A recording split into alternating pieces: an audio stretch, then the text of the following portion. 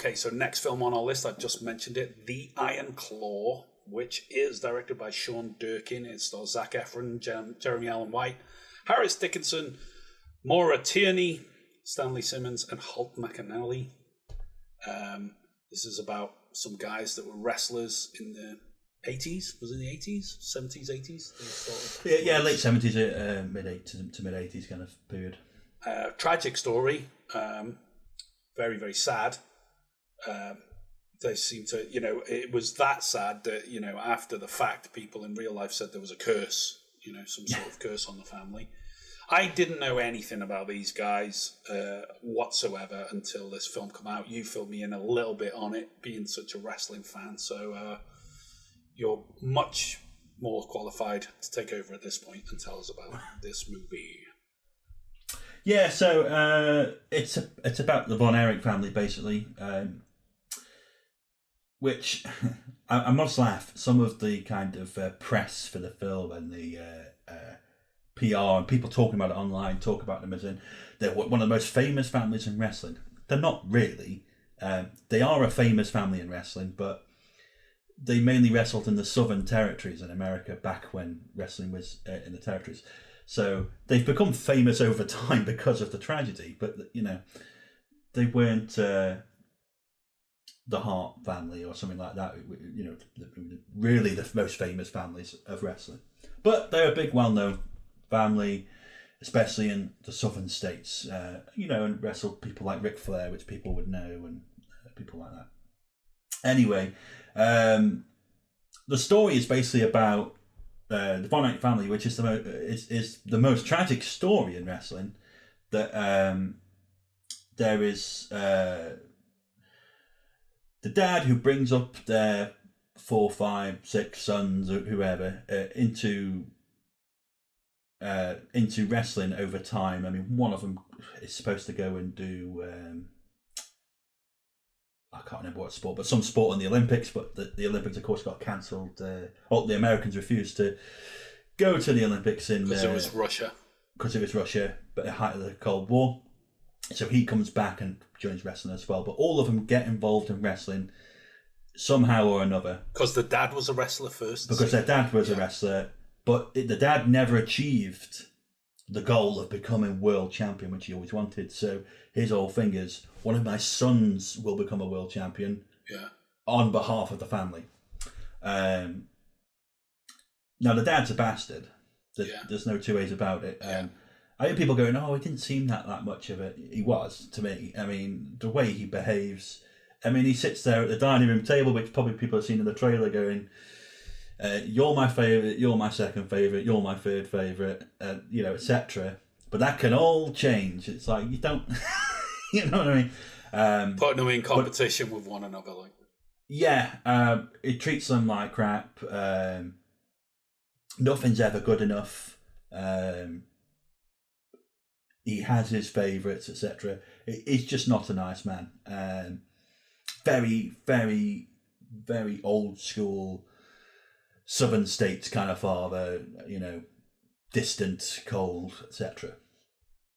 Anyway, all their sons get involved in wrestling, but one at a time, disaster strikes and eventually leads to the death of near enough each of their brothers. There's one remaining brother left. But that is the film. The film is tragedy and sadness after tragedy and sadness after tragedy and sadness. By the third death, you're just sitting there going, "Oh, can I take any more?" It is very solemn. But along the way, we get to see them wrestling. We get to see old 80s America diners and stuff, and the lives and tales of what happens. And that's all very fun. People playing Ric Flair and stuff, which is rather fun in the film. And they have all these big matches. And as we both said after watching it, it's the best wrestling performances on screen that we've ever seen, really, in terms of the actual wrestling. Because usually, a bit like with boxing as well, it can be really clunky and not perform so well, but they do a terrific job of the stunt work and the actual performance of wrestling here. And what we understand is they learned to wrestle and wrestled, and so that helps a lot. But yeah, I really enjoyed the film. I thought it was good. It wasn't perfect. There's problems with it. There's gaps in the story, which people will have heard about in the news. They left their brother out and stuff like this. As with every biopic, there's always things missed. Yeah. Well, I read they left one brother out, the youngest brother, who also died tragically, but they left it out because they thought, well, one more tragedy, the film couldn't take it. Like you just said, oh God, can it take much more? Well, they obviously thought, no, we're not going to put him in. I can see arguments either side of that. There is an argument, just the thing of cutting things out of the film that are not necessary and stuff like this. There's the argument that should you be tampering with a true story, but for me, how many times I've sat and watched a biopic film of any kind and gone, oh, you missed that bit. That's wrong. We've said that many times, haven't we? When we talk about happens. Aretha Franklin and everything. Nothing is ever as was. No, and there's an argument for you've got to write something that's narratively works and stuff. So there's an argument for why that's done. But I thought it was very enjoyable. I thought the cast was very good, particularly Zac Efron, who was beefed on steroids and looks how he did it, you think? Oh, without a doubt. To turn around that quickly. Come on, half of Hollywood in the Marvel movies is on steroids, so come on. You think he's not doing it for this? I just thought he spent 24/7 in the gym, never left the so, looked fantastic. But the acting was great. Everyone played their part. The story was solid. It was an enjoyable film. Another A24 film. They tend to do a great job of it. I'd say that there's issues with the film, but it's nips and tucks here and there, which I can overlook. It's nice to see a good wrestling film for once, to be honest. Yeah, I can dig that. I can understand that as you a fan of the sport and stuff. It's nice to see that sort of representation in these kind of stories.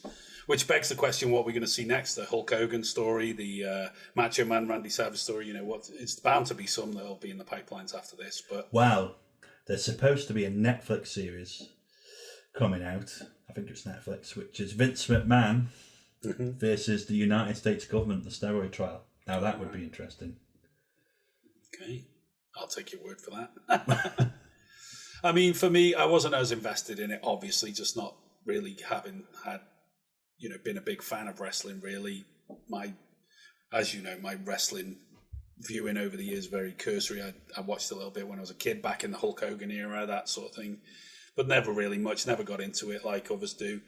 I felt as a narrative, it just, some of the tragedies were just skipped over a bit. For example, one of them, I won't say which one, but one of them loses his leg in a motorcycle accident. And that all just seemed to come and go. And then he was suddenly in this he was in a bummer in his life, in a trough, and so they showed him buying his dad this gun, and it was almost like a MacGuffin. It was like, what's this whole emphasis to put in the gun? And then you find out what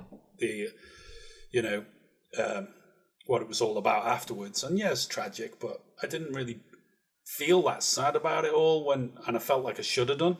Personally, I thought, they skipped over some of it here.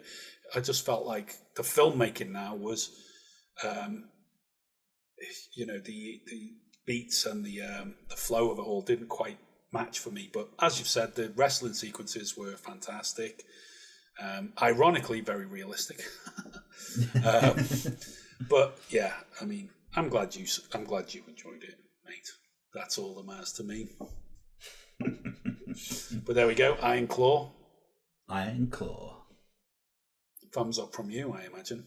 It's a thumbs up for me. I could see why people might not enjoy this film. And is it a... I mean, I wanted to. When we seen the trailer, I thought, Jesus, looks like a well-made film. Like you said, A24, it had that production value, had that sort of look to it. Like you said, Zac Efron was all... But his character he's the one that survives. Like, he's the one that makes it all the way through it. But it's just like the whole time, he just takes everything stoically, and he's just got this sort of glazed eye look where he's just like... there was never any... breaking down in tears, raging against stuff. It was very much. But I think that is narratively the effect of the father. The kind of you don't. I mean, the first brother who dies, and they talk about the funeral, is like you don't cry. Yeah. You don't show your emotion, Yeah, and that's all that. I suppose so. Stuff. But you'd think. I mean, Lily James played his wife, and I thought she was good in it. She made a sort of mark, and you'd think there would be more moments there where he'd kind of use her as his, shoulder to cry on. But at the end scene, that's when he does, breaks, and that's, I guess, the journey, But yeah, there we go. Enjoyable for me. Yeah, it's not perfect, but There we go. Iron Claw. I think it's probably available to watch on demand now, as it's probably moved out of cinemas. But great one for wrestling fans. So seek it out. If you've seen it, let us know your thoughts in the comments. It'd be great to know what you thought about this movie. And there we go. Let's move on to the next one. Thanks very much for watching this video. We really appreciate it. The best way to support our channel is by giving us a like and subscribing. Other ways to support us include buymeacoffee.com or become a patron over on patreon.com. This video is also sponsored by funkytshirts.co.uk, so check out their website for a whole range of cool and funky t-shirt designs. All the links are in the description.